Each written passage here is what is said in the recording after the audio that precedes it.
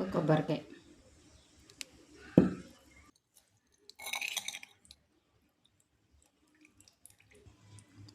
తురుముకుని పక్క పెట్టుకుందాం.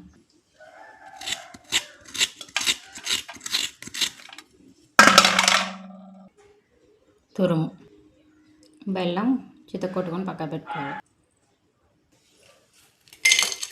బెల్లం వేసుకుందాం. బెల్లం కరగడానికి కొన్ని వాటర్, కొన్ని నీళ్ళు పోసుకుందాం. బెల్లం పాకం అవుతుంది, నీళ్ళు మరుగు పాకం అవుతుంది. తురుము వేసుకుందాం మెల్లగా.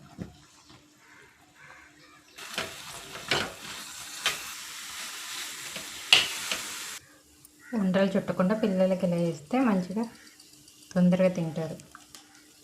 కొత్తగా ఉంటుంది అనుకుంటారు వాళ్ళు.